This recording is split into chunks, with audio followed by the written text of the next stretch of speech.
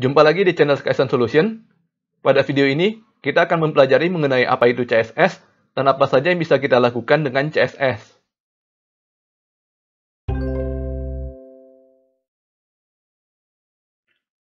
CSS singkatan dari Cascading Style Sheet. Dengan menggunakan CSS, kita bisa mengatur gaya dari halaman situs kita. Gaya di sini mencakup seperti jenis font yang digunakan, warna, ukuran, posisinya, dan beberapa atribut lainnya. Nah, untuk mengenal lebih banyak mengenai apa saja yang bisa kita lakukan dengan CSS, ada satu situs yang sangat menarik, yaitu csszengarden.com. Situs ini mendemonstrasikan apa saja yang bisa dilakukan hanya dengan CSS. Pada paragraf keduanya, kita bisa melihat contoh dari file HTML dan contoh dari file CSS yang digunakan pada halaman ini. Kita coba download file HTML-nya. Dan bisa kita lihat di sini bahwa struktur HTML-nya menggunakan elemen-elemen yang sudah kita pelajari pada tutorial sebelumnya ya. Misalnya menggunakan heading, paragraf, link, dan pada bagian akhir konten menggunakan list. Situs ini menantang para kontributornya untuk mengembangkan CSS untuk file HTML ini agar konten yang sama dapat ditampilkan dengan cara sekreatif mungkin. Dan dalam tantangan ini, kontributor hanya boleh mengubah file CSS saja, tidak boleh mengubah file HTML-nya. Pada sidebar kanan, kita bisa melihat beberapa contoh dari CSS yang terbaik. Misalkan kita klik Mid-Century Modern. Sekarang kita bisa lihat bahwa tampilan dari halaman tersebut berubah total. Padahal konten atau file HTML-nya adalah sama persis ya. Jadi hanya dengan merubah CSS-nya saja, kita bisa merubah total tampilan layar sehingga tampilannya jauh lebih menarik. Kita bisa melihat contoh lain dari sidebar.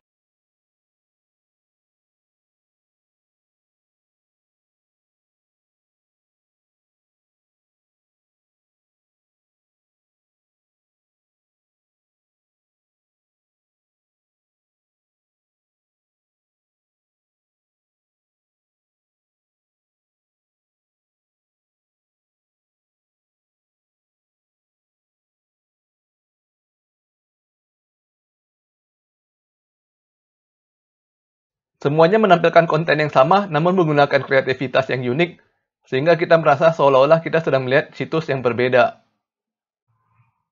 Sebagai contoh berikutnya, kita coba buka salah satu portal berita terbesar di Indonesia, yaitu detik.com.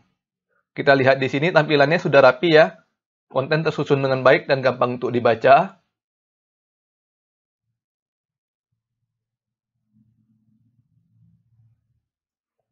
Selanjutnya saya akan hapus seluruh gaya dari CSS halaman ini.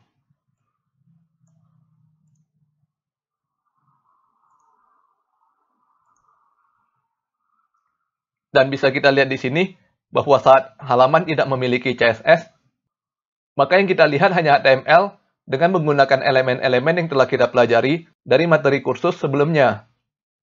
Di sini menggunakan heading, lalu diikuti dengan list, image, dan link. Dan konten berikutnya juga kurang lebih menggunakan elemen yang sama ya.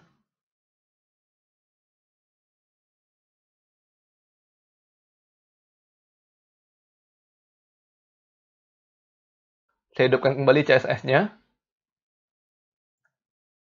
Jadi di sini kita bisa melihat bahwa dengan adanya CSS, maka browser dapat mengatur warna, posisi, dan ukuran dari masing-masing konten, sehingga bisa lebih enak untuk kita baca.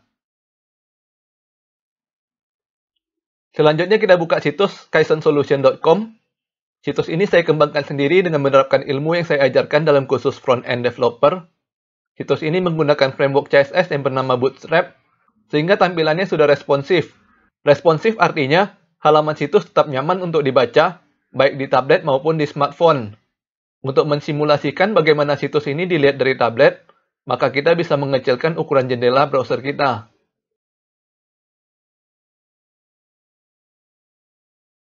Kita bisa melihat bahwa tampilan konten menyesuaikan dengan ukuran jendela. Yang tadinya dibagi menjadi 4 kolom, sekarang menjadi 2 kolom. Dan kalau saya kecilkan lagi, maka konten akan berubah menjadi 1 kolom. Dan satu hal yang paling penting ya, konten tetap nyaman untuk dibaca. Pada saat kita mengembangkan satu proyek situs seperti ini, kita menggunakan satu CSS yang sama untuk seluruh halaman situs. Jadi bisa kita lihat di sini, walaupun situs terdiri dari beberapa halaman, namun situs tetap konsisten menggunakan gaya yang sama. Dan apabila saya hendak mengubah salah satu style dari elemen situs, saya cukup mengubah di satu tempat, dan seluruh situs akan turut berubah. Sebagai contoh, kita buka source code dari situs ini, kita buka file CSS-nya, kita cari elemen heading 4,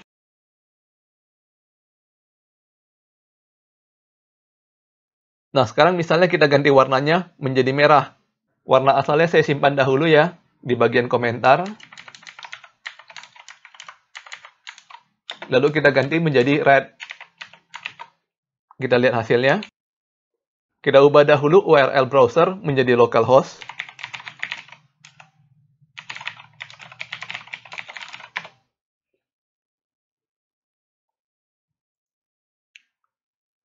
Di sini kita bisa melihat bahwa judul pada seluruh halaman sudah berubah menjadi warna merah. Kita bisa ganti lagi misalnya menjadi yellow.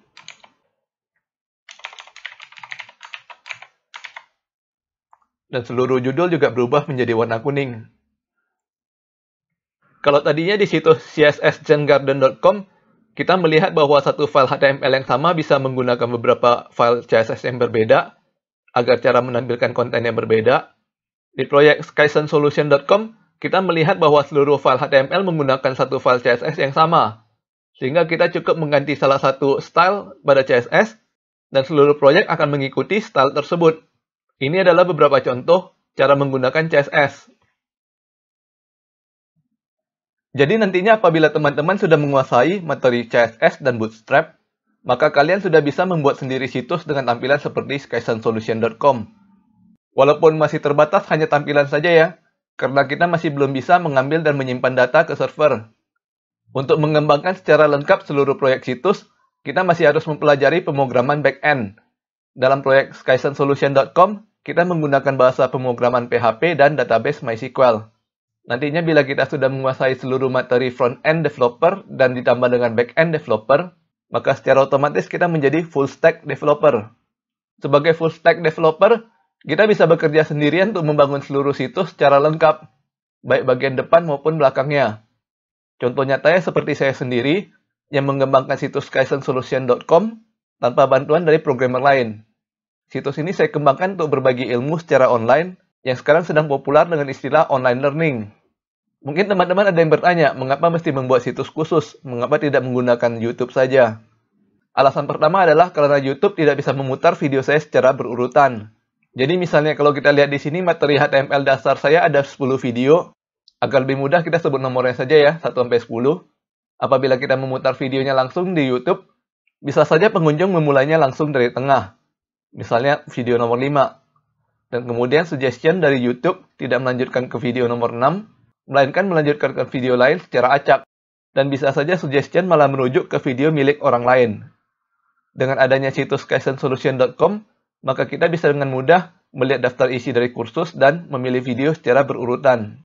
Alasan kedua adalah karena biasanya pada saat mengajar materi pemrograman, biasanya murid lebih suka apabila source code bisa diunduh, agar bisa dipelajari lebih lanjut.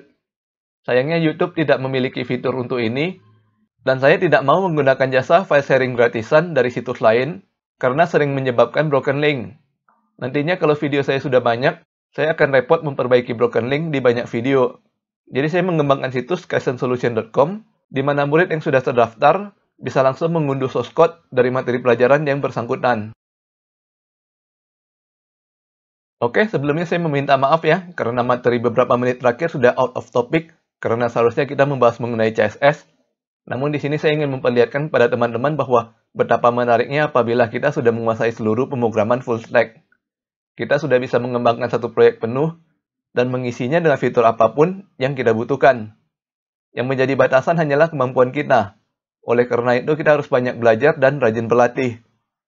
Sampai di sini dulu video kita kali ini. Di video berikutnya kita akan mulai menuliskan kode CSS pertama kita. Jangan lupa subscribe ke channel Skysen Solution untuk mendapatkan informasi terbaru dari kami. Dan sampai bertemu lagi di video berikutnya.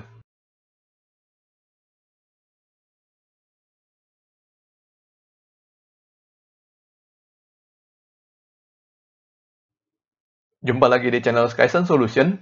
Pada video ini, kita akan mempelajari mengenai 3 cara menulis kode CSS, yaitu dengan cara inline, internal, dan eksternal.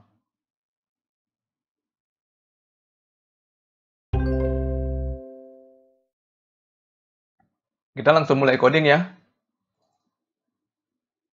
Pertama saya buat file baru terlebih dahulu dengan tipe text document.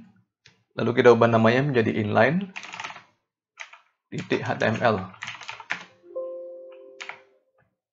Lalu kita buka file ini menggunakan Chrome dan Atom.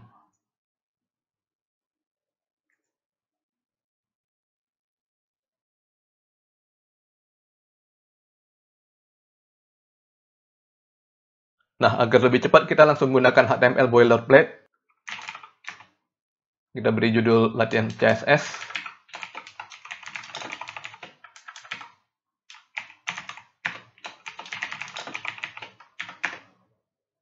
Kita tambahkan sedikit konten terlebih dahulu ya. Misalnya, saya buat daftar buah yang isinya apel, jeruk, lemon.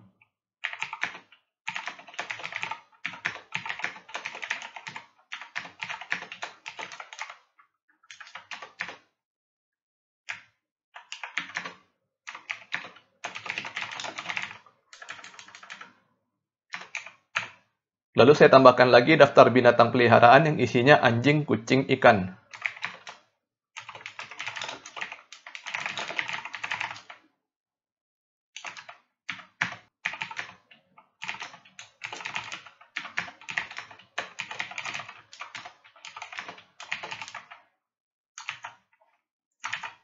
Kita refresh Chrome, dan sekarang file inline.html sudah memiliki konten. Selanjutnya kita mulai menambahkan kode CSS ya. Misalkan kita ingin mengubah warna dari tulisan apel menjadi merah. Pertama kita menggunakan cara inline terlebih dahulu. Kita menuju ke tag li yang isinya apel. Lalu kita tambahkan atribut style.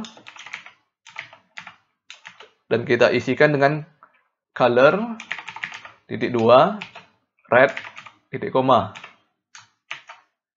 Kita refresh Chrome.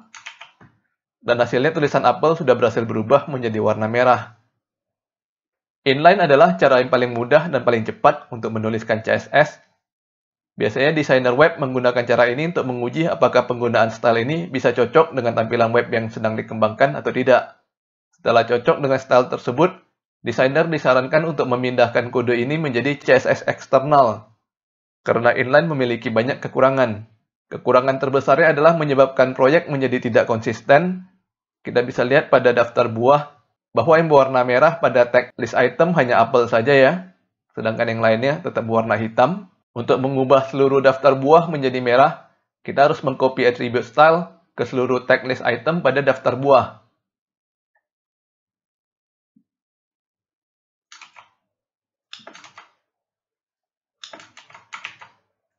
Setelah kita melakukan hal tersebut, maka seluruh nama buah berubah menjadi berwarna merah. Namun proyek tetap tidak konsisten ya, karena tag list item pada daftar binatang peliharaan tetap berwarna hitam. Dan apabila kita ingin mengubahnya menjadi merah, kita harus copy lagi ke seluruh tag list item pada daftar binatang peliharaan. Bayangkan apabila proyek kita terdiri dari banyak file, dan masing-masing dari file memiliki beberapa list item. Jadi kita harus copy attribute style ini ke banyak tempat. Kemudian misalkan kita hendak mengubah warna tersebut menjadi coklat. Kita coba ubah attribute style pada apel, kita ubah red menjadi brown. Lalu kita refresh browser, dan hasilnya warna apel telah berubah menjadi coklat, namun warna jeruk dan lemon tetap merah. Untuk mengubahnya, kita harus mengulangi proses ini di jeruk dan lemon juga.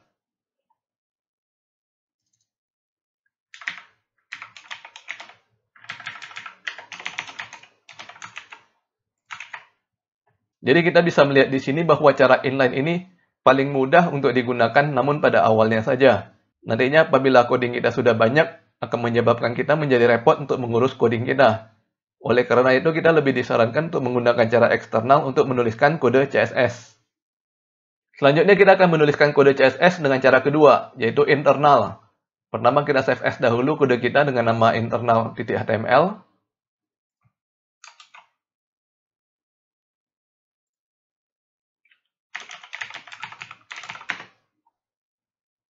Lalu kita hapus semua atribut style pada li.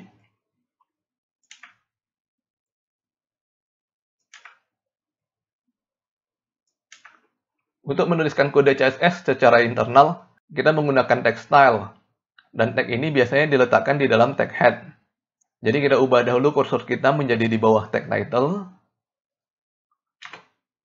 Lalu kita tambahkan style.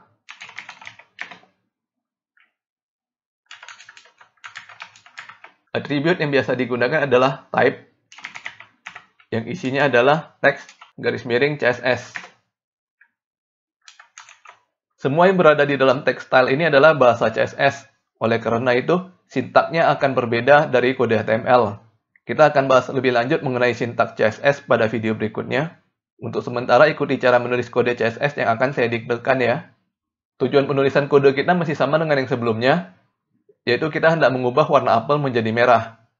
Apel berada di dalam tag li, oleh karena itu, pertama kita tuliskan dahulu li, lalu diikuti dengan kurung kurawal, dan kemudian diikuti dengan properti yang hendak kita ubah. Di sini kita isikan dengan color.2 red titik koma.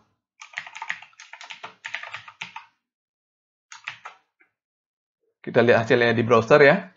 Pertama kita ubah dahulu nama filenya menjadi internal.html. Dan bisa kita lihat di sini bahwa semua elemen list item berubah menjadi warna merah. Hal ini disebabkan karena kita menargetkan seluruh elemen li dan mengubah warnanya menjadi merah. Jadinya seluruh list di dalam halaman ini akan konsisten menggunakan warna merah. Dan enaknya di sini apabila kita berubah pikiran dan hendak mengganti warna merah menjadi warna lainnya, kita tinggal mengubah di satu tempat saja ya, yaitu di dalam tag style. Misalkan kita mau menggantinya menjadi warna biru, kita tinggal mengubah kata red menjadi blue. Dan kita refresh browser. Semua list berubah menjadi warna biru. Kekurangan dari cara internal ini adalah style yang kita tuliskan hanya berlaku di file HTML yang sama.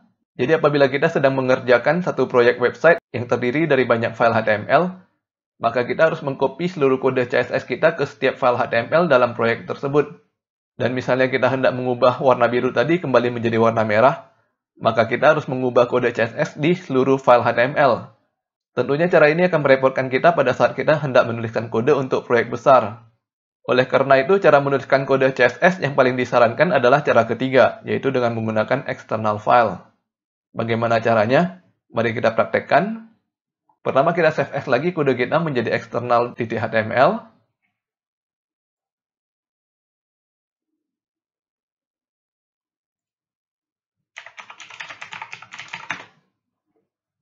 Kemudian kita membuat file baru.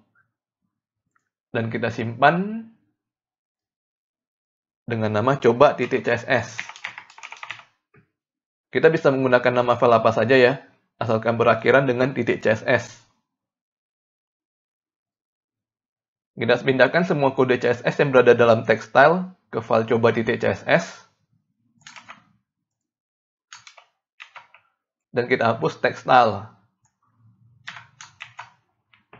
Selanjutnya kita harus menghubungkan halaman HTML kita dengan file coba.css. Caranya adalah dengan menggunakan tag link. Atribut yang biasa digunakan adalah rel yang kita isikan dengan style sheet, dan kemudian atribut href yang cara isinya sama dengan cara mengisi atribut href pada tag anchor yang telah kita pelajari pada tutorial sebelumnya. Href kita isikan dengan alamat dari file CSS, dalam contoh ini adalah coba.css.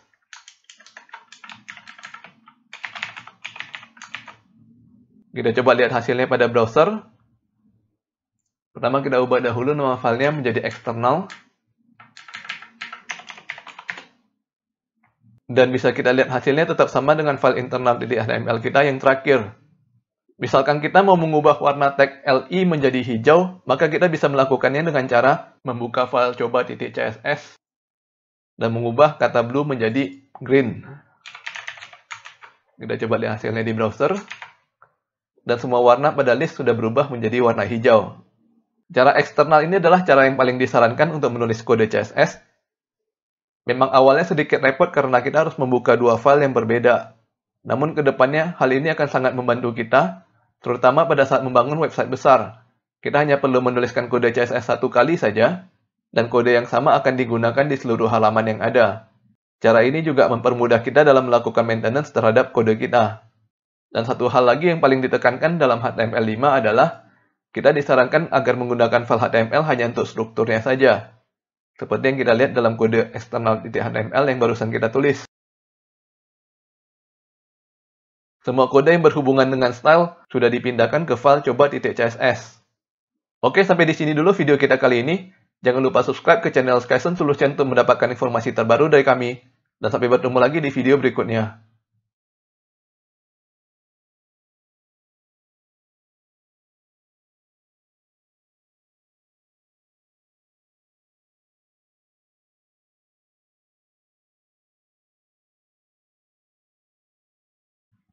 Jumpa lagi di channel Skyson Solution.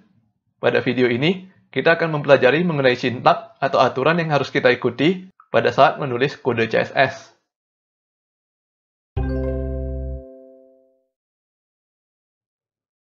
Pada video ini, kita akan mempelajari mengenai teori terlebih dahulu ya. Berikut adalah sintaks atau aturan yang harus kita ikuti pada saat menuliskan kode CSS. Yang pertama, bagian paling kiri adalah selector. Selector ini adalah siapa yang hendak kita ubah. Dalam tutorial sebelumnya, kita hendak mengubah elemen LI, maka kata selector kita ganti dengan LI. Setelah selector, harus diikuti dengan kurung kurawal, dan di dalam kurung kurawal tersebut, kita menuliskan properti apa yang hendak kita ubah. Diikuti dengan tanda titik 2, setelah itu kita isikan dengan nilai dari properti, dan diikuti lagi dengan tanda titik koma. Kita lihat kembali penulisan kode CSS dari tutorial sebelumnya. Kita hendak mengubah elemen LI menjadi warna hijau, maka properti yang kita gunakan adalah color, sedangkan value-nya adalah green. Jadi, secara keseluruhan, sintaks CSS yang harus kita tuliskan adalah LI, diikuti dengan kurung kurawal pembuka, lalu kita isikan properti color, diikuti dengan tanda titik 2, setelah itu kita isikan dengan nilai green, dan ditutup dengan tanda titik koma dan kurung kurawal penutup. Kita bisa mengubah lebih dari satu properti dalam satu selector dengan menggunakan sintaks seperti ini. Di dalam kurung kurawal, kita bisa tuliskan properti diikuti dengan tanda titik 2, lalu diisikan dengan nilainya, dan diakhiri dengan titik koma. Lalu kita ulangi lagi cara penulisan ini untuk properti berikutnya. Sebagai contoh, misalkan kita memiliki 4 buah image atau gambar, dan kita ingin mengganti warna latar belakang dari gambar tersebut menjadi merah. Pertama, kita tentukan dahulu selector untuk memilih gambar yang hendak kita ubah. Dalam kode HTML, gambar kita buat menggunakan tag img. Oleh karena itu, sebagai selector CSS, kita bisa menuliskan img dan diikuti dengan tanda kurung kurawal pembuka. Untuk mengganti warna latar belakang, kita menggunakan properti yang namanya background color. Jadi setelah kurung kurawal pembuka, kita tuliskan background color, kemudian diikuti dengan tanda titik 2. Dan kemudian diikuti lagi dengan nilai yang kita inginkan sebagai warna latar belakang. Pada contoh ini, kita menggunakan warna dasar merah. Sebagai nilai dalam kode CSS, kita cukup menuliskan kata red. Diikuti dengan tanda titik koma dan kurung kurawal penutup. Setelah kita refresh browser, maka keempat gambar akan berubah menjadi menggunakan warna latar belakang merah. Selanjutnya kita akan menambahkan garis di sekeliling gambar dengan menggunakan properti border. Pertama, agar lebih rapi, kita pisahkan dahulu properti background color menjadi satu baris khusus, dan kemudian kita buat properti border di baris berikutnya. Properti border ini harus diisikan dengan 3 buah nilai, yaitu lebar, style, dan warnanya. Misalkan kita ingin agar border ini selebar 5 pixel, maka kita bisa memasukkan nilai 5px, kemudian kita beri spasi dan kita tuliskan nilai style solid. Kita beri spasi lagi dan kita masukkan warna yang kita inginkan, misalkan warna hitam atau black. Setelah itu kita refresh browser, maka gambar akan berubah menjadi seperti ini. Gambar telah dikelilingi oleh garis berwarna hitam dengan ketebalan 5 pixel. Kita bisa menggunakan berbagai macam style yang disediakan oleh CSS, seperti garis putus-putus, atau titik-titik, dan lain-lain. Untuk mengetahui secara lebih lengkap mengenai border style, kita bisa melakukan search Google dengan kata kunci border style. Lalu kita lihat referensi dari w3schools.com.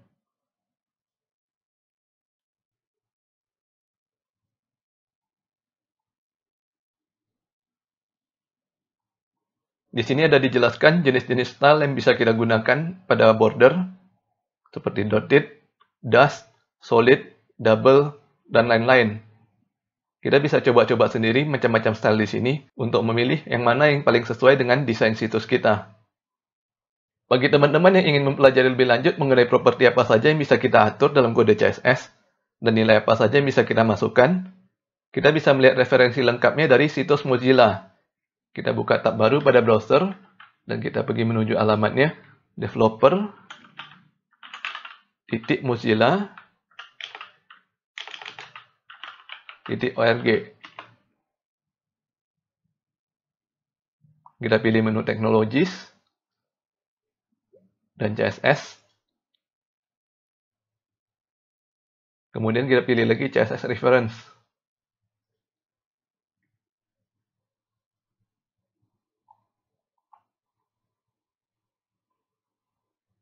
Di sini kita bisa melihat daftar lengkap dari keywords atau properti yang bisa kita gunakan untuk kode CSS. Kita bisa menemukan semua properti yang telah kita pelajari selama ini, seperti color, background color, dan border. Kalau kita klik ke salah satu properti, misalnya background color, maka kita akan mendapatkan penjelasan lebih detail mengenai properti tersebut dan nilai apa saja yang bisa kita masukkan dan contoh penggunaannya.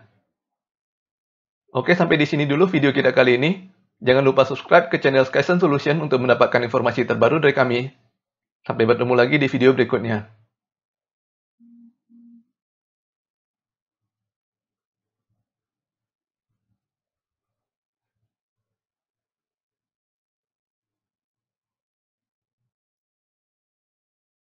Jumpa lagi di channel Skysen Solution. Pada video ini, kita akan mempelajari mengenai cara menggunakan selector ID dan class, serta apa saja yang menjadi perbedaan antara ID dan class.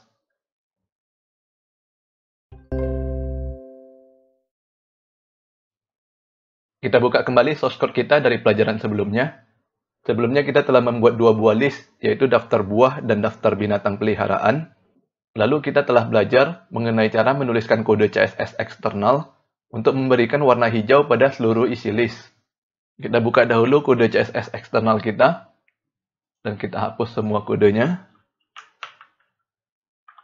Kita refresh browser, dan kita lihat warna seluruh isi list sudah kembali menjadi hitam. Sekarang kita akan belajar mengenai cara memberikan warna pada daftar buah, namun kita dapat menunjuk secara spesifik buah apa menggunakan warna apa. Sebagai contoh, saya ingin membuat buah apel berwarna merah. Caranya bagaimana? Pertama kita menambahkan dahulu atribut ID pada elemen LI yang mengandung konten apel. Kita buka kembali kode HTML kita.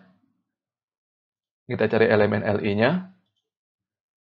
Kita tambahkan atribut ID sama dengan apel. ID ini adalah atribut yang sifatnya general, sehingga kita bisa menggunakan di elemen apa saja. Dan nantinya isi dari atribut ID ini dapat kita gunakan di seluruh kode front-end untuk merujuk ke tag tersebut. Contohnya di sini, kita hendak menggunakan kode CSS untuk merujuk ke tag LI apple. Kita buka kembali kode CSS kita. Kita akan menggunakan selector yang merujuk ke ID. Oleh karena itu, kita tuliskan dahulu simbol hash. Setelah itu diikuti dengan apple.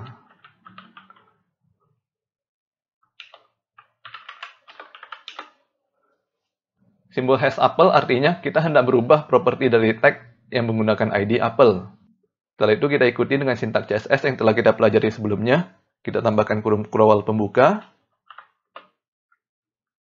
Lalu kita tuliskan color, .2, red, ., dan terakhir ditutup dengan kurung awal. Kita simpan kode CSS kita dan kita refresh browser. Di sini kita bisa melihat bahwa tulisan apel sudah berubah menjadi berwarna merah. Apabila kita buka kembali kode HTML kita bisa memindahkan atribut ID ini ke tempat lain untuk mengubah warnanya menjadi merah. Sebagai contoh, saya pindahkan ID apple ke jeruk.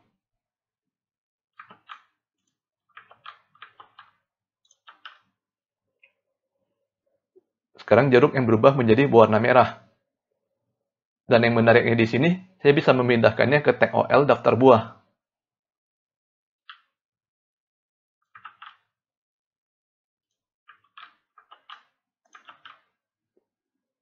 Dan kita bisa melihat hasilnya, seluruh daftar buah berubah menjadi berwarna merah.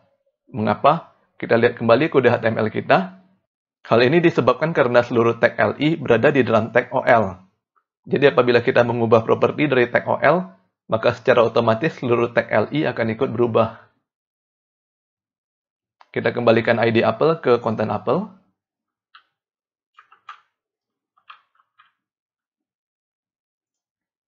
Dan sebagai latihan dalam tutorial ini, silakan mencoba untuk mengubah warna jeruk menjadi hijau dan warna lemon menjadi kuning dengan menggunakan selector ID yang telah kita pelajari. Pause terlebih dahulu video ini dan coba kerjakan latihan ini pada komputer masing-masing.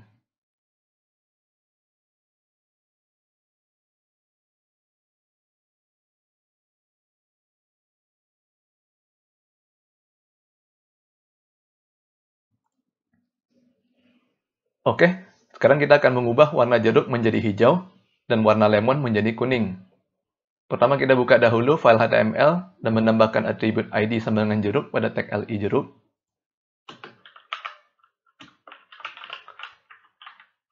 Dan kemudian kita tambahkan juga ID sama dengan lemon pada tag LI lemon.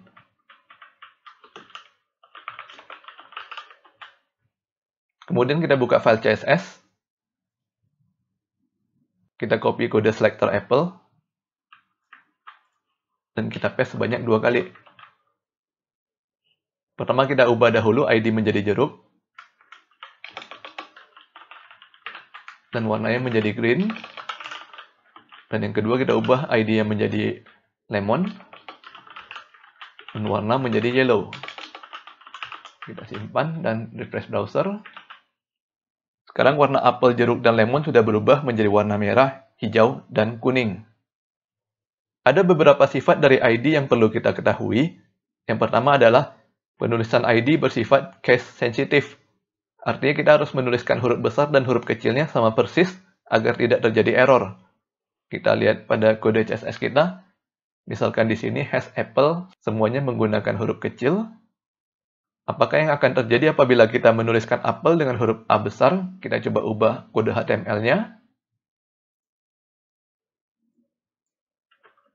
Kita simpan dan refresh browser. Sekarang warna apel kembali ke warna dasar yaitu hitam. Mengapa? Karena ID apel kita tuliskan dengan huruf A besar, sehingga tidak bisa connect ke kode CSS yang menggunakan has apple dengan huruf kecil semua. Jadi kode CSS kita tidak bisa mengubah warna apel menjadi merah. Kita kembalikan ID apel menjadi huruf kecil semua. Sifat kedua dari ID yang perlu kita ketahui adalah ID yang sama hanya boleh digunakan satu kali dalam halaman HTML yang sama. Jadi apabila kita sudah menggunakan atribut ID sama dengan apel di salah satu tag, maka kita sudah tidak boleh menambahkan ID sama dengan apel di tag lain dalam halaman yang sama. Namun kita boleh menambahkan ID dengan nilai lain, asalkan masing-masing nilainya bersifat unik. Misalkan, pada daftar binatang peliharaan, kita bisa menambahkan ID sama dengan anjing, ID sama dengan kucing, dan ID sama dengan ikan. Penulisan kode seperti ini akan cocok apabila kita ingin agar masing-masing baris pada daftar binatang peliharaan memiliki warna yang berbeda seperti daftar buah. Namun apabila kita ingin ketiga baris menggunakan warna yang sama, maka akan lebih cocok menggunakan selector class. Selanjutnya kita akan belajar mengenai cara menggunakan selector class. Caranya mirip dengan cara kita menggunakan selector ID, hanya saja di sini kita menggunakan atribut class. Dan atribut class ini boleh digunakan secara berulang-ulang di tag lain. Sebagai contoh, Kita buka kode HTML kita, dan kita pilih tag li anjing. Kita tambahkan atribut class sama dengan binatang.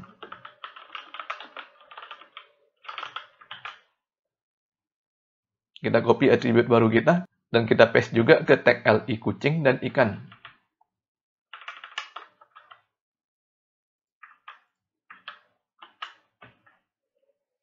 Kita simpan dan kemudian kita pindah ke kode CSS. Untuk menggunakan selector class, kita menggunakan simbol titik di depan nama kelasnya. Jadi kita tambahkan kode titik binatang. Dan kemudian seperti biasa diikuti dengan kurung kurawal pembuka. Kemudian kita tuliskan properti yang hendak kita ubah. Misalkan color, titik 2, blue, titik koma. Dan terakhir ditutup dengan kurung kurawal. Kita simpan dan lihat hasilnya pada browser. Sekarang ketiga daftar binatang peliharaan sudah berubah menjadi berwarna biru. Cara menggunakan selector ID dan class hampir sama ya. Perbedaannya pada kode HTML, kita menggunakan atribut ID atau atribut class. Sedangkan pada kode CSS, kita menggunakan simbol hash untuk ID dan simbol titik untuk class. Nilai class juga bersifat case sensitive. Artinya kita harus menggunakan huruf besar dan kecil yang sama persis, baik di kode HTML maupun kode CSS. Jadi misalkan nama kelas pada kode CSS saya ubah menjadi huruf besar, maka browser akan gagal untuk mengubah warna daftar binatang peliharaan menjadi biru.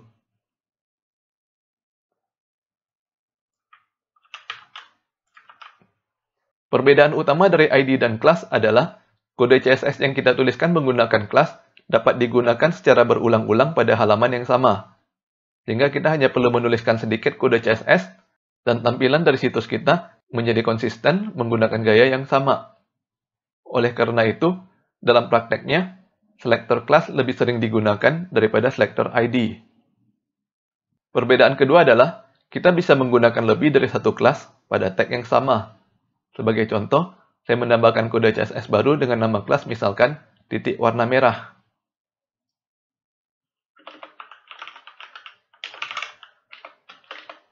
Kemudian saya tambahkan propertinya, background color, dengan nilai red.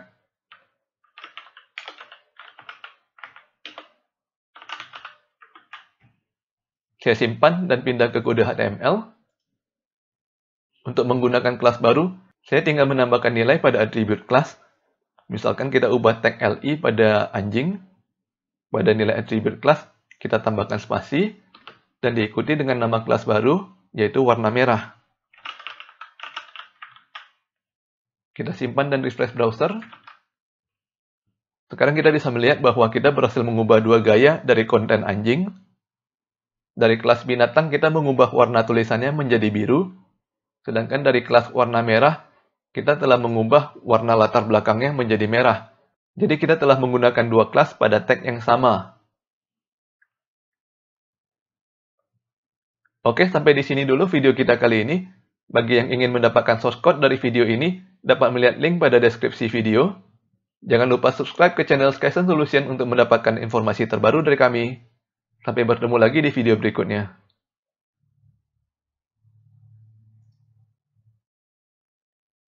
Jumpa lagi di channel Skyson Solution.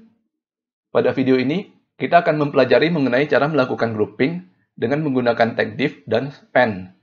Sebagai contoh grouping, kita bisa lihat pada browser ada tulisan daftar buah yang merupakan header 2. Ada tulisan apel, jeruk, dan lemon yang merupakan tag OL dan tag LI.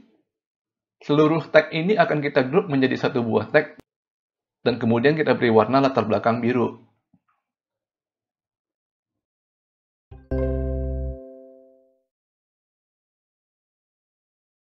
Kita buka kembali source code kita dari pelajaran sebelumnya.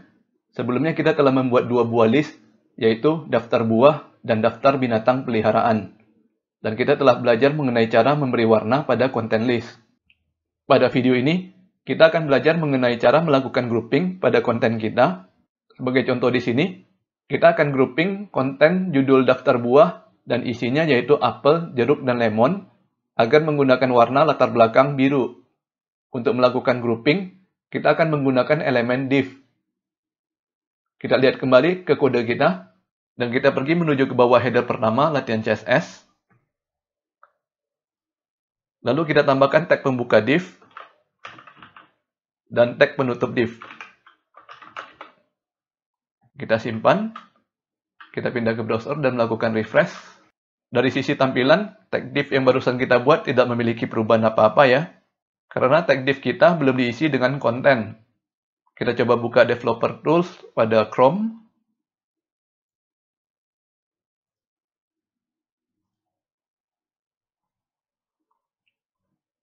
Kita lihat ke bagian elemen, lalu kita pilih tag div. Pada tampilan layar di atas tidak ada perubahan apa-apa, namun di sebelah kanan Developer Tools, kita bisa melihat bahwa sebenarnya tag div kita sudah memiliki lebar sebesar 852 pixel, namun tingginya hanya 0 pixel. Karena tingginya sebesar 0 pixel ini, maka div menjadi tidak kelihatan. Kita bisa mengubah style dari tag div kita langsung dari Developer Tools. Misalkan, kita tambahkan background color menjadi blue.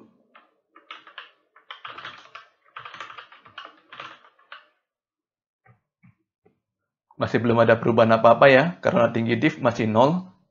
Kita tambahkan lagi property height menjadi 30 px. Nah, sekarang kita sudah bisa melihat tag div kita akan membentuk satu buah kotak berwarna biru dengan tinggi 30 pixel. Kita kembali ke tampilan kode.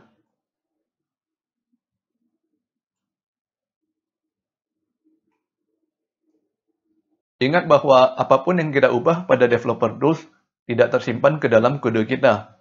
Jadi apabila kita menekan tombol refresh pada browser, maka tampilannya akan kembali ke seperti semula.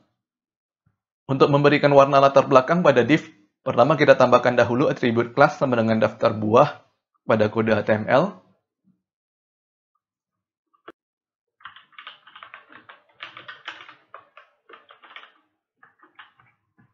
Lalu kita buka kode CSS. Kita tambahkan titik daftar buah.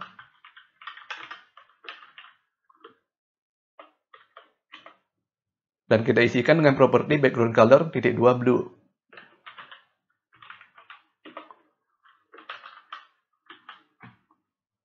Kita simpan dan refresh browser. Dan sekali lagi belum ada perubahan apa-apa pada tampilan browser ya. Karena konten div masih kosong, sehingga secara default tinggi div adalah 0. Kita pindahkan konten yang hendak kita grup ke dalam div. Dimulai dari H2 daftar buah, hingga ke tag OL.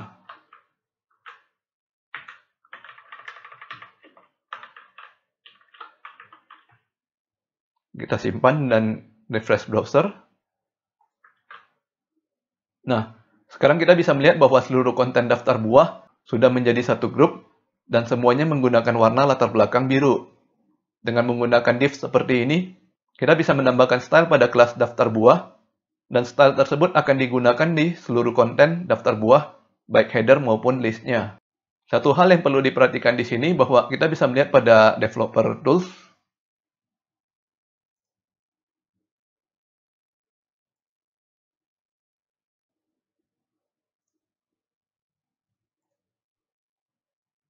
bahwa browser memberikan style sheet default pada elemen div dengan properti display yang nilainya block. Apakah itu block? Nah, untuk menerangkan arti dari block, kita tambahkan satu buah paragraf pada akhir konten kita.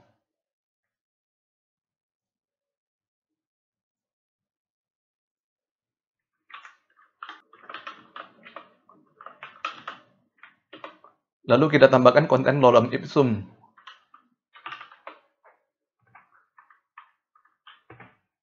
Lorem ipsum adalah konten dengan kata-kata acak yang biasanya digunakan oleh desainer untuk mengatur style dari situsnya. Kita simpan dan kita refresh browser.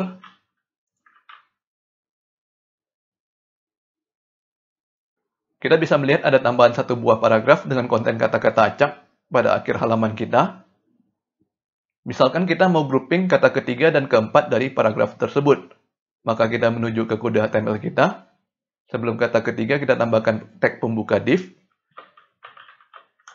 Dan setelah kata keempat kita tambahkan tag penutup div. Kita simpan dan lihat hasilnya di browser. Nah, sekarang kita bisa melihat bahwa kata ketiga dan kata keempat dari paragraf tersebut berada pada baris yang terpisah dari paragraf. Hal ini disebabkan karena elemen div bersifat blok, artinya konten yang berada di dalam div akan berada di baris yang terpisah dari konten lainnya. Untuk melakukan grouping pada konten yang tidak menyebabkan terjadinya pisah baris, kita dapat menggunakan elemen lain yaitu span. Kita coba ganti kata div menjadi span pada kode kita.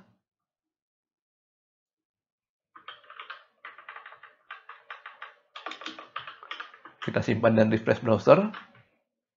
Kita bisa melihat bahwa paragraf sudah bersatu kembali seperti sebelumnya. Namun kita tidak bisa melihat keberadaan span di dalam konten ya, karena kita belum mengatur style yang digunakan oleh span. Sekarang sebagai contoh, saya tambahkan atribut kelas sama dengan warna merah pada teks span.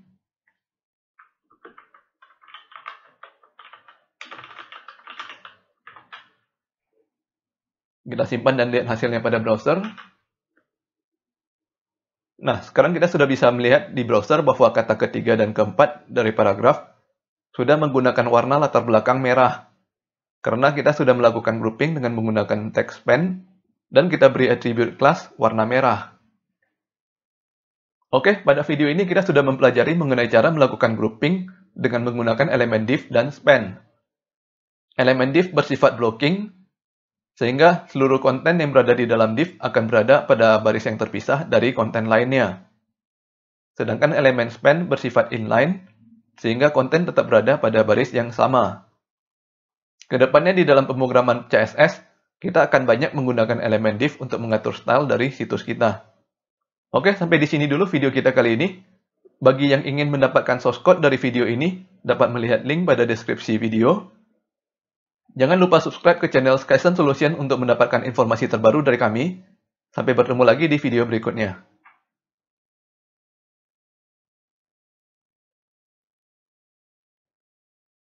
Jumpa lagi di channel Skysen Solution. Pada video ini, kita akan mempelajari mengenai cara menuliskan nilai pada properti color, baik itu menggunakan kata kunci seperti red, green, blue, menggunakan rumus RGB atau RGBA, atau menggunakan nilai heksadesimal. Kita juga akan mempelajari mengenai cara mencari warna dengan menggunakan situs pencari warna.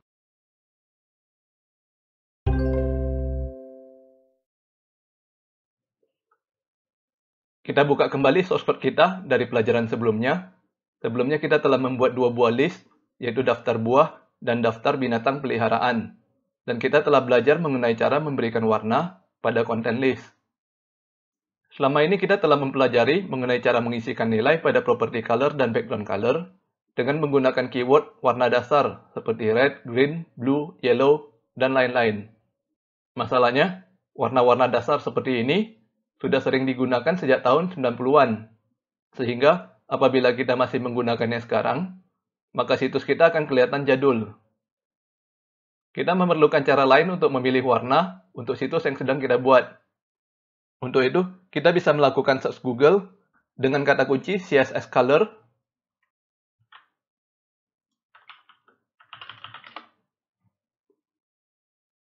Dan membuka referensi dari w3schools.com.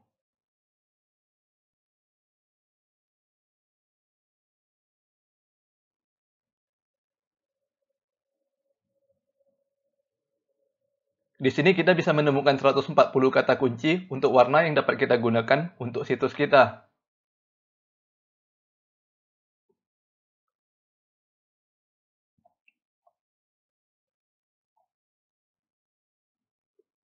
Dan misalnya kita tertarik dengan salah satu warna, misalkan kita pilih blue violet, bisa kita klik. Maka kemudian kita akan dibawa ke halaman lain, di mana kita bisa melihat bagaimana hasil kombinasi warna latar belakang blue violet dengan tulisan yang menggunakan warna lain.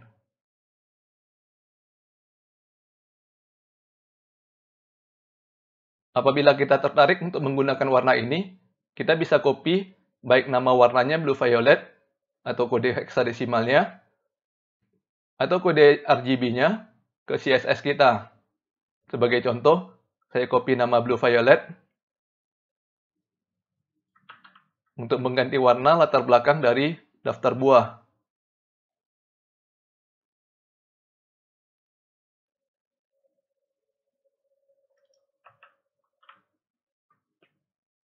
Kita simpan dan lihat hasilnya pada browser.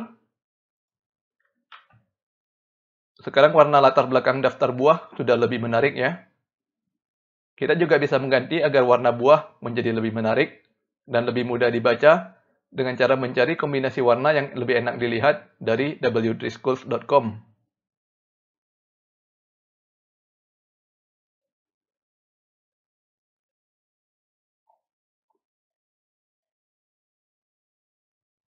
Misalnya warna merah apel, kita ganti menjadi hot pink. Kita bisa copy kata kunci hot pink dan paste ke nilai dari ID apel.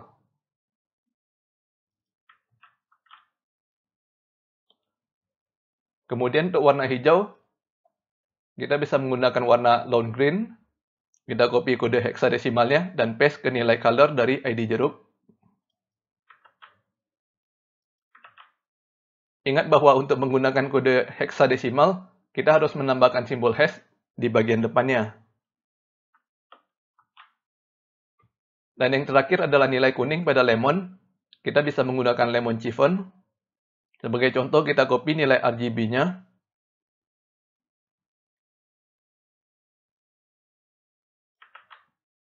Dan kita paste ke nilai color pada ID lemon.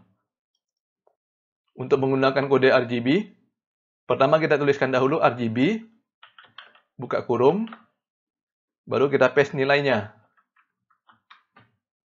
Kita simpan dan lihat hasilnya di browser.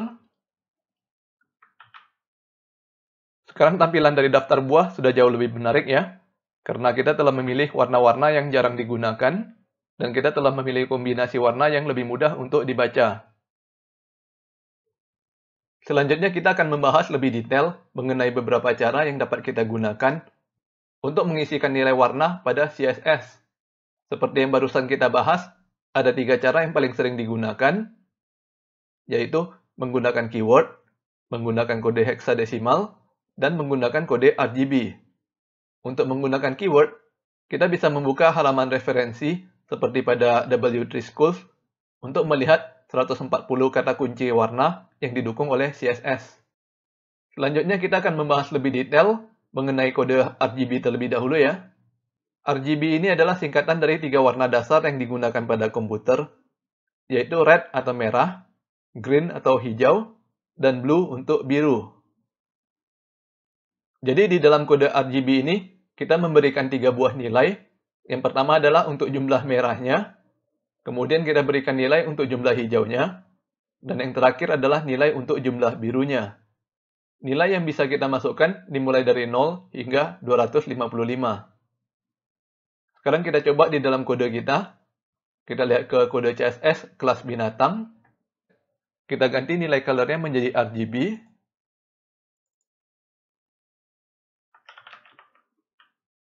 Pertama kita tuliskan dahulu RGB ditambah buka kurung. Setelah itu kita masukkan nilai red 0, nilai green 0, dan nilai blue 0. Artinya tidak ada warna sama sekali. Kita simpan dan lihat hasilnya di browser. Tulisan pada daftar binatang peliharaan berubah menjadi hitam. Selanjutnya kita coba ubah nilai red menjadi penuh. Kita ubah nilai pertama pada rumus RGB menjadi 255. Kita simpan dan lihat hasilnya. Maka warna tulisan berubah menjadi merah. Kita bisa coba melihat kalau nilai green-nya penuh dan nilai lainnya kosong.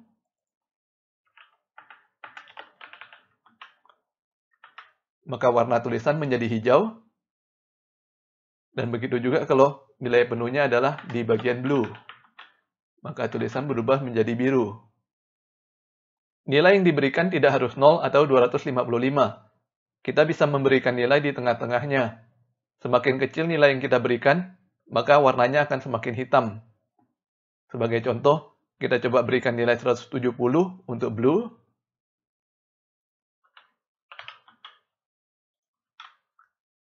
Maka hasilnya adalah warna biru yang lebih gelap.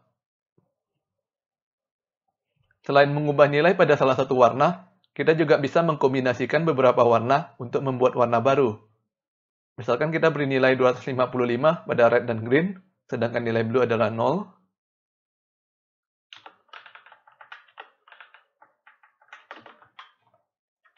maka hasilnya adalah warna kuning. Apabila kita memberikan warna 255 pada red dan blue, maka hasilnya adalah magenta. Sedangkan kalau kita memberikan warna 255 pada green dan blue,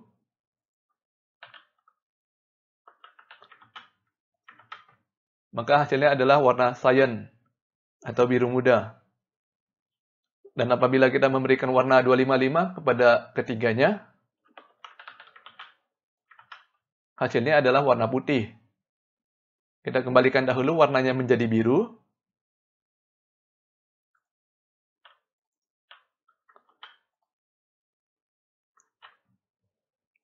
Selanjutnya kita akan mempelajari mengenai cara memberikan nilai dengan menggunakan RGBA. Di sini kita bisa menambahkan satu nilai yang mengatur kadar transparansi dari warna kita. Nilai yang kita berikan bisa dimulai dari 0, yang artinya transparan penuh. Contohnya adalah seperti ini.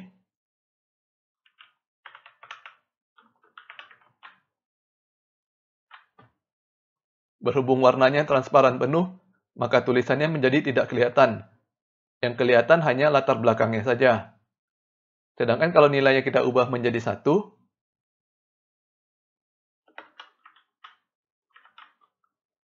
artinya warna menjadi solid berwarna biru, seperti menggunakan RGB biasa. Untuk mengatur kadar transparansi, kita bisa memberikan nilai bilangan desimal di antara 0 dan 1. Misalkan kita ingin agar tulisan kita hanya kelihatan samar-samar, kita bisa mencoba memberikan nilai 0,2. Ingat bahwa penulisan titik dan koma pada bahasa Inggris adalah kebalikan dari bahasa Indonesia. Kita menuliskan nilai desimal di sini dengan tulisan 0,2. Kita lihat hasilnya di browser. Maka tulisan akan terlihat samar-samar.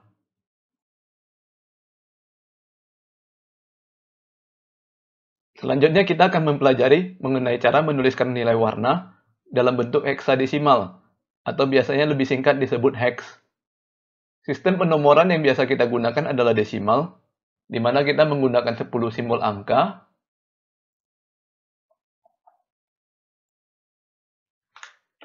Dimulai dari 0, 1, 2, 3, 4, 5, 6, 7, 8, dan 9. Di atas 9, kita akan menggabungkan dua simbol angka, yaitu 1 dan 0, sehingga membentuk satu buah bilangan dengan 2 digit, yaitu 10. Dan selanjutnya adalah 11, 12, 13, 14, 15, 16, 17, 18, 19. Di dalam sistem heksadesimal, kita menggunakan 16 simbol angka di setiap digitnya. Jadi kalau kita menuliskan di samping nilai desimal ini, maka nilai heksadesimal yang setara dengan 0 adalah 0 juga. Sedangkan 1 adalah 1. Dan dilanjutkan 2, 3, 4, 5, 6, 7, 8, 9. Untuk nilai 10 pada sistem desimal yang sudah menjadi 2 digit, pada sistem heksadesimal masih tetap 1 digit. Dan kita menggunakan simbol huruf A.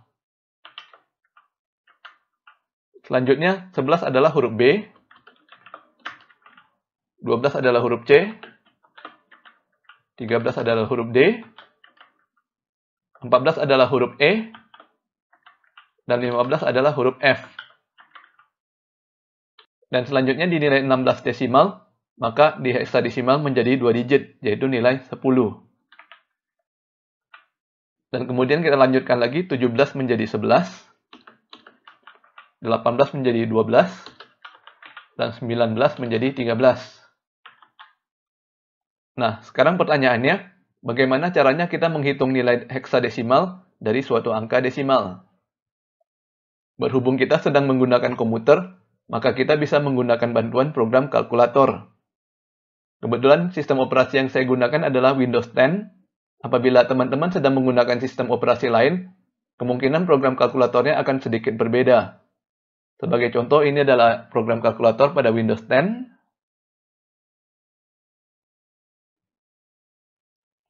Kalkulator secara default diatur dalam tipe standar. Kita bisa menekan tombol menu dan mengubah jenis kalkulator menjadi jenis programmer. Nah, sekarang di bawah nilai kalkulator, kita bisa menemukan 4 sistem penomoran, yaitu hex atau heksadesimal, desimal, oktal, dan binary. Perhatikan bahwa nilai desimal berwarna merah, artinya sekarang kita sedang berhitung menggunakan sistem desimal. Misalkan kita masukkan angka 100,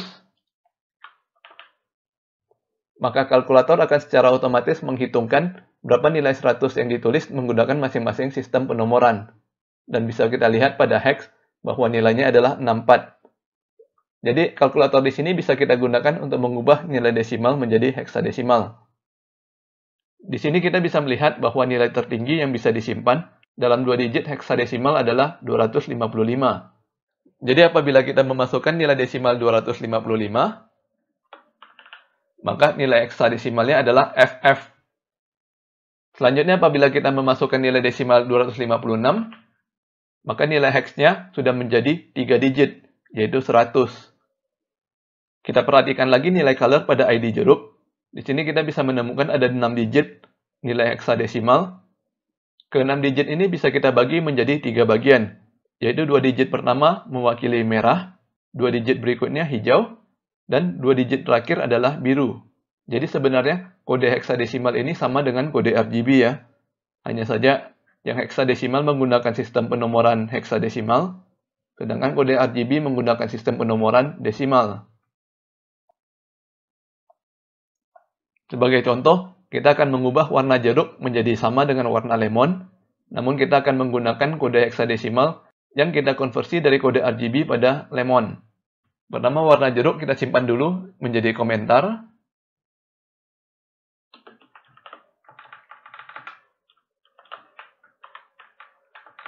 Lalu kita isikan dengan nilai awal simbol hash. Pertama kita lihat warna merah pada lemon adalah 255. Dan kita konversikan ke heksadesimal. Tadi sudah kita bahas bahwa nilai 255 pada heksadesimal adalah FF. Jadi kita bisa langsung menuliskan FF. Kemudian kita lihat lagi nilai kedua pada RGB lemon adalah 250. Kita buka program kalkulator, kita ketikkan 250. Dan kita lihat kode hexnya adalah FA. Kita ketikkan FA. Dan nilai terakhir adalah 205. Kita masukkan angka 205 pada kalkulator. Dan kita lihat kode hexnya adalah CD. Kita ketikkan lagi CD. Nah, sekarang kita sudah melengkapi ke 6 digit heksadesimal pada warna jeruk. Maka kita akan mendapatkan warna yang sama persis dengan warna lemon. Kita simpan dan lihat hasilnya pada browser. Ini adalah cara praktis untuk mengkonversi nilai desimal pada rumus RGB menjadi nilai heksadesimal. Mungkin teman-teman yang baru belajar mengenai sistem heksadesimal akan merasa bingung dan repot, namun kenyataannya sistem heksadesimal ini sangat banyak digunakan di pewarnaan di komputer. Bukan hanya di kode CSS saja, apabila kita menggunakan software pengolah gambar seperti Adobe Photoshop, mereka juga menggunakan sistem heksadesimal ini untuk merujuk warna.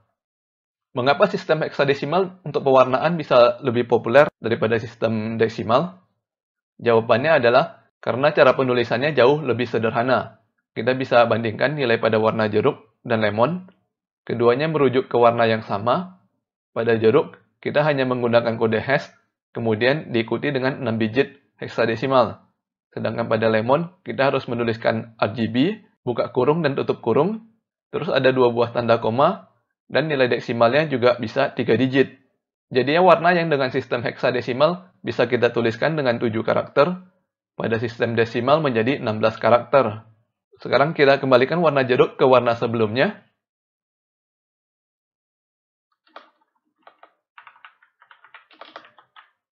Dan kita akan belajar untuk melakukan konversi kebalikannya. Kita memiliki kode heksadesimal pada warna hijau jeruk, dan kita akan mengubah kode heksadesimal ini menjadi kode RGB pada lemon. Pertama kita ubah dahulu warna asli lemon menjadi komentar.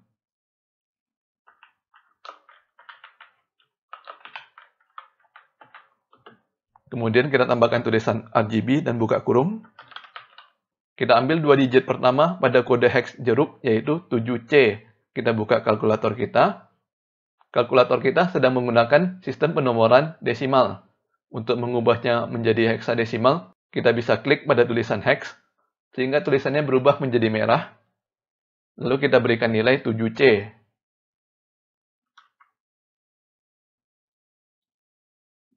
Bisa kita lihat pada kalkulator bahwa nilai desimal adalah 124. Kita masukkan nilai ini ke CSS kita.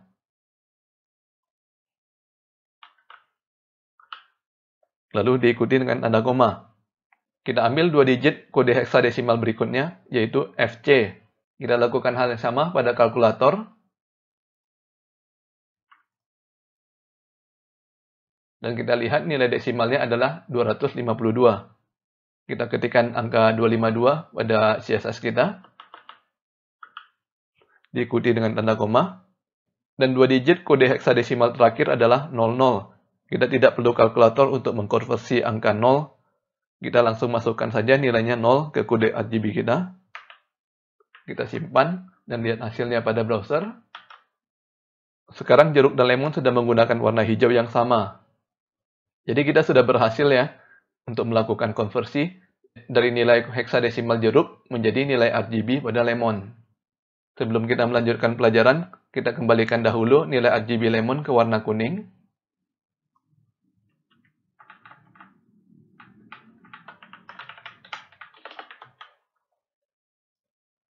Pada awal video ini, kita sudah mempelajari mengenai cara memilih warna dengan bantuan situs W3 Schools, di mana kita bisa menemukan 140 kombinasi warna. Pertanyaan berikutnya, bagaimana jika ternyata semua warna di sini kurang cocok untuk situs kita? Bagi yang sudah terbiasa bermain di warna, bisa langsung mengubah nilai pada kode RGB atau heksadesimal warna, atau bisa juga menggunakan software seperti Adobe Photoshop untuk mencari warna yang cocok. Namun apabila kita belum terbiasa bermain warna, maka kita membutuhkan bantuan dari ahli warna. Tidak perlu khawatir, karena sekarang sudah tersedia banyak situs pencari warna yang bisa membantu kita. Salah satunya yang saya rekomendasikan di sini adalah colorhunt.co. Kita bisa buka langsung situsnya dari browser.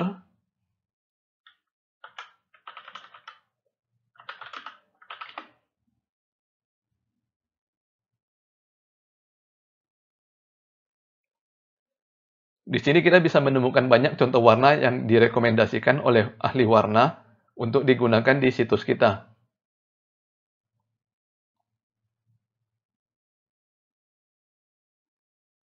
Sebagai contoh di sini, saya hendak mencari warna latar belakang merah dan warna tulisan biru untuk mengganti warna pada daftar binatang peliharaan.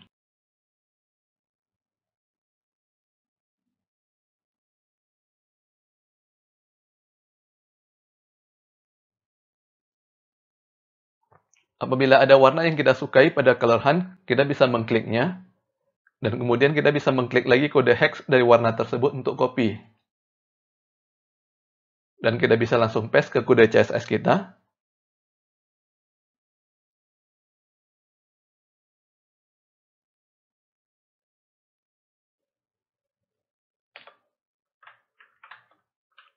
Ingat bahwa untuk mengetikkan kode heksadesimal warna, kita harus menambahkan kode hash.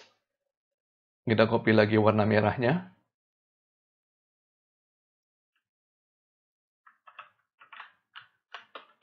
Kita simpan dan lihat hasilnya pada browser.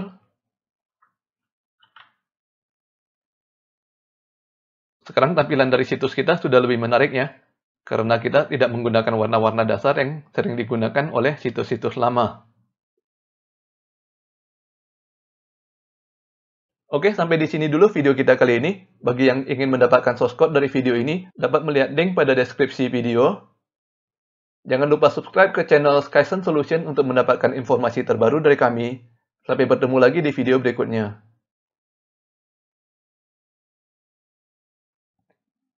Jumpa lagi di channel Skysen Solution. Pada saat praktek menulis kode, seringkali kita bingung karena kita merasa tampilan dari situs tidak sesuai dengan kode yang kita tulis.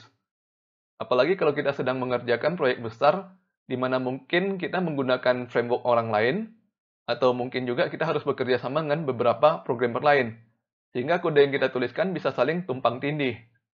Pada video ini, kita akan mempelajari mengenai cara melakukan debug kode CSS dengan bantuan Chrome Developer Tools.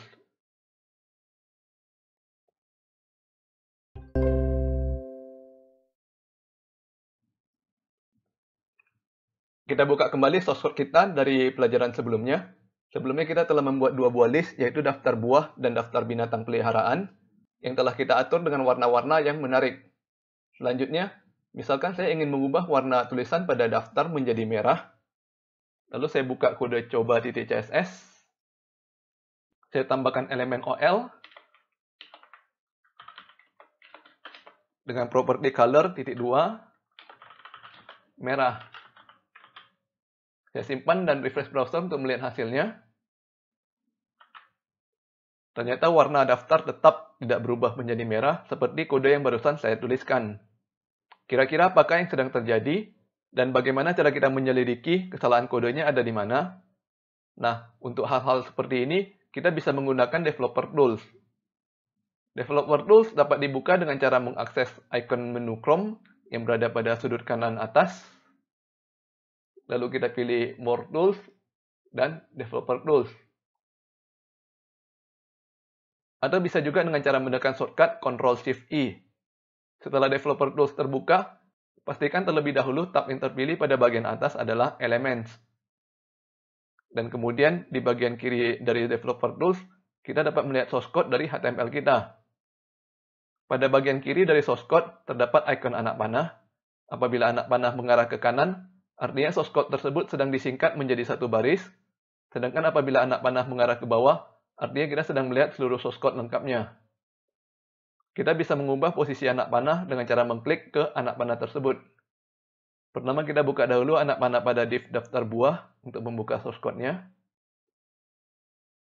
Dan kemudian kita klik lagi ke tag OL. Dan kita klik ke baris pada tag OL tersebut. Pada sebelah kanan, pastikan tag berada pada bagian styles. Dan kemudian kita bisa melihat kode CSS yang berkaitan dengan tag OL yang sedang kita pilih. Di sini kita bisa menemukan properti color dengan nilai red, seperti kode CSS yang barusan saya tulis. Dan di sebelah kanan dari styles, kita dapat melihat bahwa properti ini didapat dari file coba.css pada baris kedua. Artinya kode CSS sudah berhasil dituliskan dengan benar. Namun kenapa tulisan apel, jeruk, dan lemon tidak berwarna merah? Selanjutnya kita selidiki lagi dengan cara mengklik baris yang mengandung source code li apel.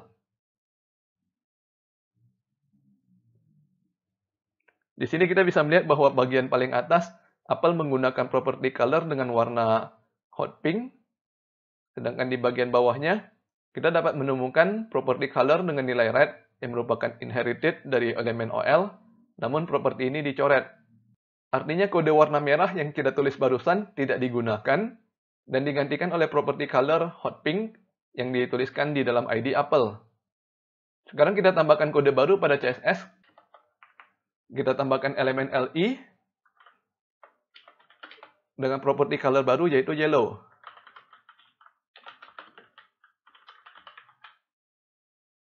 Kita refresh browser dan kita lihat lagi bahwa tidak ada perubahan warna pada browser.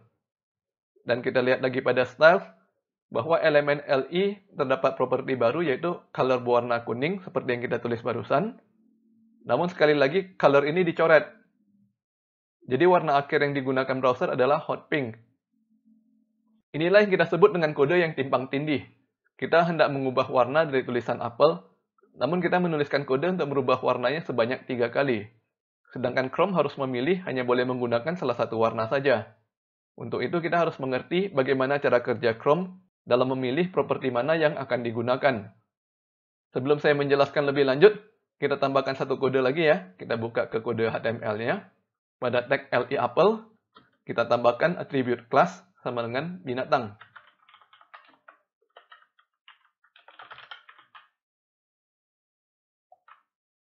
Kita simpan dan refresh browser. Di sini bisa kita lihat bahwa kode yang dipakai Chrome untuk menampilkan warna apel adalah kode pada ID apel. Dari Developer Tools, kita bisa melihat bahwa Chrome telah mengurutkan kode CSS dengan menggunakan prioritas paling penting berada di paling atas, diikuti dengan prioritas berikutnya. Di sini kita bisa melihat bahwa Chrome memilih kode CSS yang paling spesifik untuk tag tersebut untuk menjadi prioritas utama.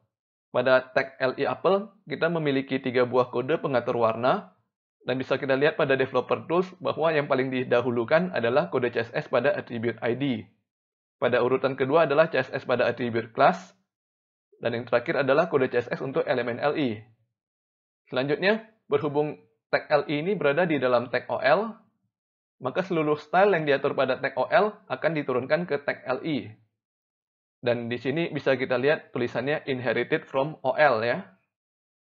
Pada tag ol, Chrome akan menggunakan prioritas yang sama, dimulai dari attribute ID-nya, kemudian attribute class-nya, dan yang terakhir adalah CSS untuk elemennya.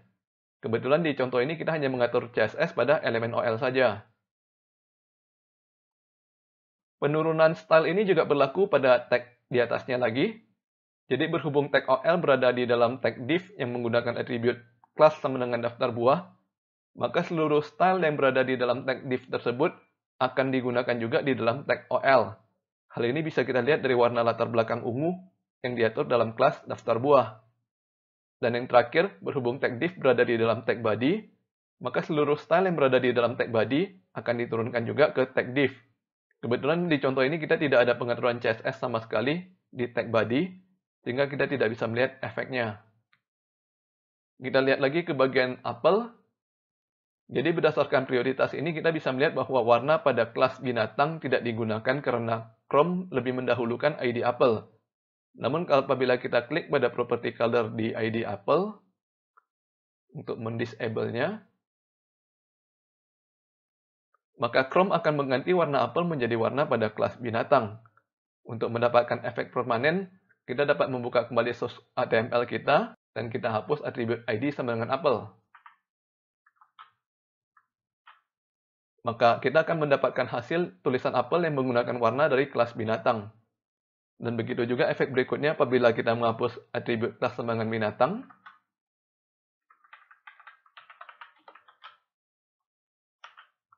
Maka Chrome akan menggunakan warna berikutnya yang berasal dari elemen li.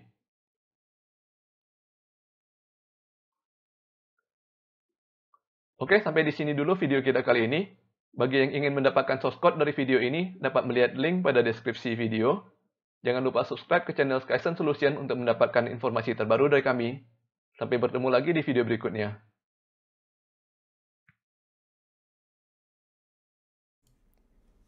Jumpa lagi di channel Skysen Solution. Pada video ini, kita akan mempelajari mengenai cara mengatur horizontal rule,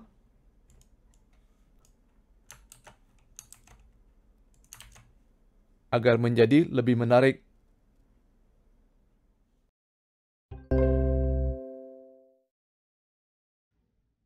Kita buka kembali source code kita dari pelajaran sebelumnya. Sebelumnya kita telah membuat 2 buah list, yaitu daftar buah dan daftar binatang peliharaan, yang telah kita atur dengan warna-warna yang menarik.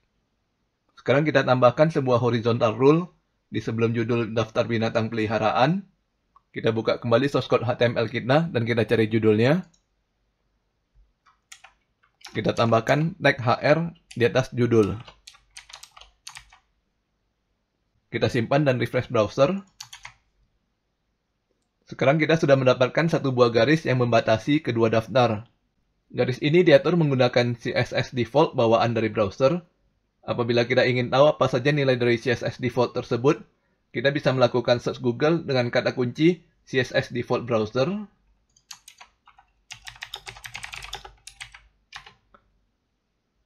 Kita pilih referensi dari w3school.com.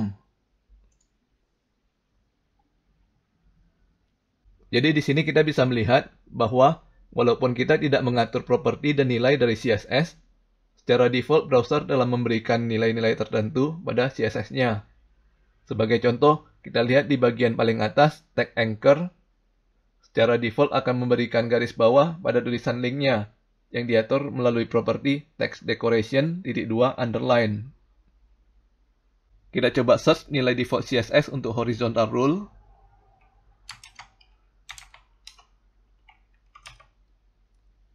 Di sini kita bisa melihat bahwa secara default sudah banyak nilai CSS yang diberikan kepada horizontal rule. Yang pertama adalah display dengan nilai blok, sehingga tag hr akan ditaruh di dalam satu baris khusus, sama seperti tag div dan paragraph. Kemudian ada nilai margin yang akan memberikan jarak antara tag HR dan tag lainnya.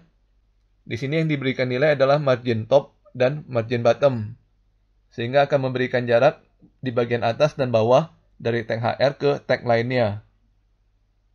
Selanjutnya ada properti border style dengan nilai inset. Apakah yang dimaksud dengan nilai inset? Kita bisa melakukan search Google dengan kata kunci CSS border style.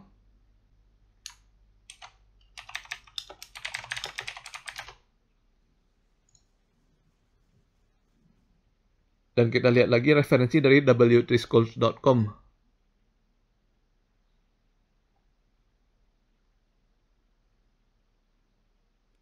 Di sini kita bisa lihat ya, berbagai macam nilai border style yang didukung oleh CSS. Untuk nilai inset, berarti browser akan menampilkan border dengan efek emboss, sehingga bentuknya akan seperti kotak 3 dimensi. Sekarang saya kembali ke tampilan HTML, dan saya zoom in.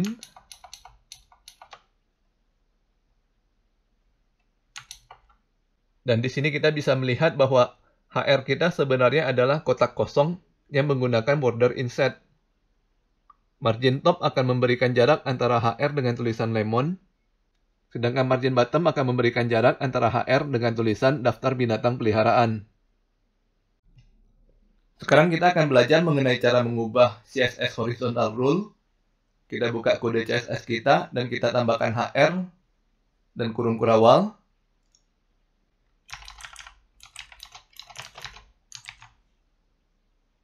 Ada beberapa properti menarik yang dapat kita pelajari di sini.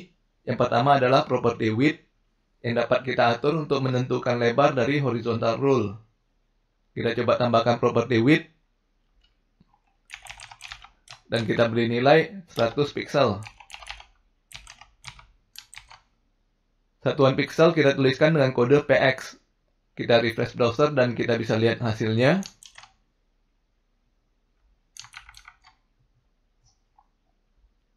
Sekarang lebar dari horizontal rule kita adalah 100 pixel. Lebar ini adalah sama walaupun kita melakukan zoom in dan zoom out browser.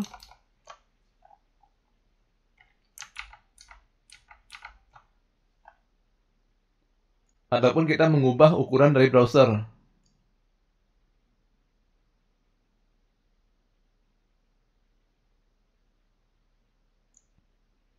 Pengaturan width menggunakan pixel ini menyebabkan desain dari situs kita akan menjadi aneh pada saat layar berukuran besar atau berukuran kecil. Karena ukuran horizontal rule-nya tetap sama, sehingga menyebabkan kurang proporsional. Oleh karena itu, kita bisa menggunakan satuan alternatif untuk memberikan nilai width, yaitu menggunakan persentase. Kita ubah nilai property width misalnya menjadi 20%. Kita simpan dan refresh browser. Sekarang ukuran horizontal rule akan selalu 20% dari ukuran layar. Bisa kita lihat efeknya pada saat kita memperbesar atau memperkecil layar.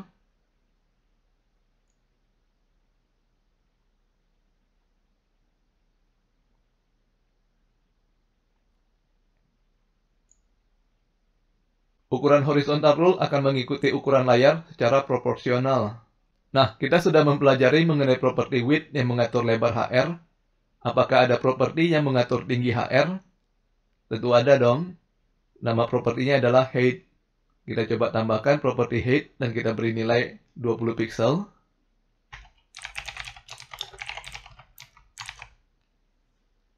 Kita simpan dan refresh browser.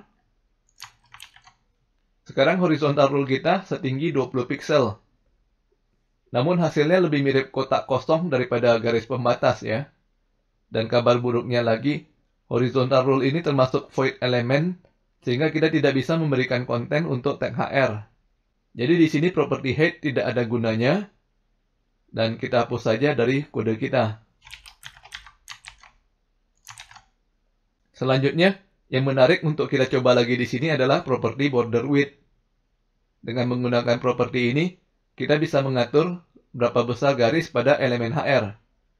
Misalkan kita beri nilai 10 pixel.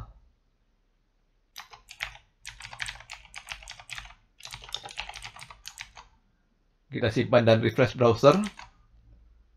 Sekarang garis pembatas kita sudah menjadi ukuran besar.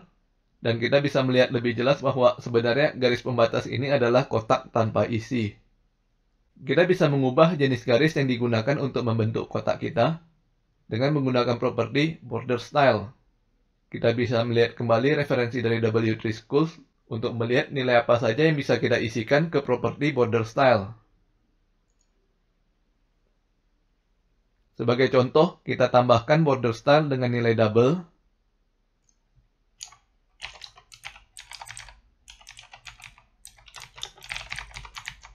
Kita simpan dan refresh browser. Contoh lain, kita bisa menggunakan border style dotted agar browser menggunakan lingkaran sebagai garis pembatas kita. Kita lihat hasilnya.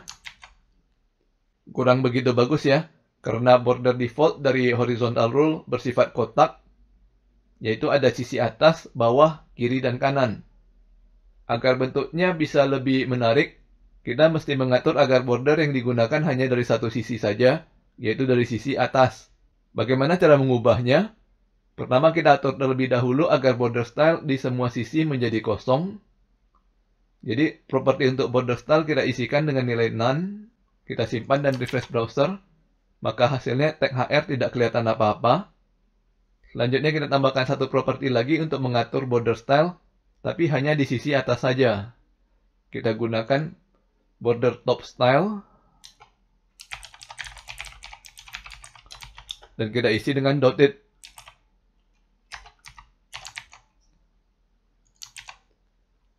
Maka sekarang horizontal rule kita terbuat dari lingkaran-lingkaran. Perhatikan lagi kode CSS kita. Pada saat ini kita menggunakan dua baris kode CSS yaitu border style dan border top style. Kedua baris kode ini dapat kita gabung menjadi satu. Bagaimana caranya? Nah, sebagai referensi, kita bisa membuka panduan dari MDN. Pertama kita search Google dulu dengan kata kunci CSS border style MDN.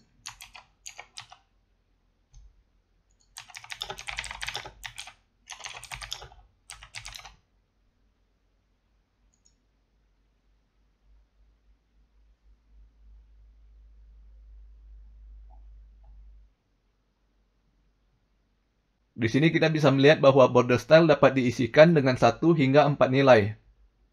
Apabila kita mengisikan hanya satu nilai, maka nilai yang sama akan diaplikasikan ke keempat sisi. Sedangkan kalau kita mengisikan dengan 2 nilai, maka nilai pertama akan diaplikasikan ke sisi atas dan sisi bawah, sedangkan nilai kedua akan diaplikasikan ke sisi kiri dan kanan. Kita coba lihat kembali kode kita. Kita hapus border top style.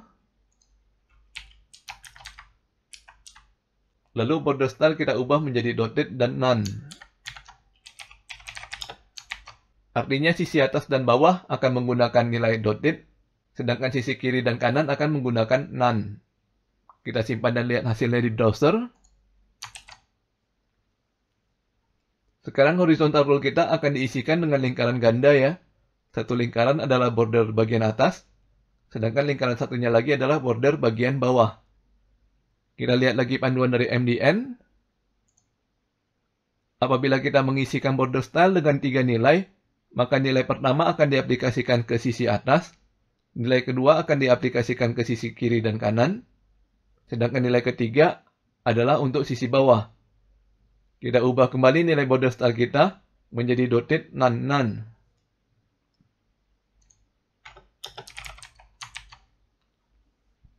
Artinya sisi atas akan menggunakan dotted, sisi kiri dan kanan akan menggunakan none, dan sisi bawah akan menggunakan none. Kita simpan dan refresh browser. Sekarang tampilan horizontal rule sudah sama persis dengan kode kita sebelumnya. Namun sebelumnya kita menggunakan 2 baris kode CSS, sedangkan sekarang cukup dengan 1 baris saja. Kita lihat kembali panduan MDN. Apabila kita mengisikan border style dengan 4 nilai, maka nilai-nilai tersebut akan diaplikasikan ke sisi atas, kanan, bawah, dan kiri. Jadi kalau kita lihat arahnya dimulai dari atas dan kemudian berlawanan dengan arah jarum jam. Apabila nilai border style di kode kita diubah menjadi dotted none none none, maka hasilnya akan sama seperti sekarang ya. Namun cara pemakaian border style untuk contoh kasus kita akan lebih tepat menggunakan 3 nilai. Selanjutnya, kita juga bisa memberikan warna untuk horizontal rule kita. Seperti biasa, kita menggunakan properti color. Biasanya untuk situs dengan warna latar belakang putih, horizontal rule-nya akan lebih menarik apabila menggunakan warna abu-abu. Sebagai contoh, kita tambahkan properti color dengan nilai gray.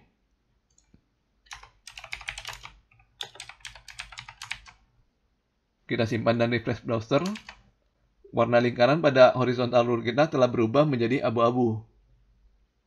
Kita juga bisa menerapkan apa yang telah kita pelajari pada video sebelumnya untuk memberikan warna pada horizontal rule.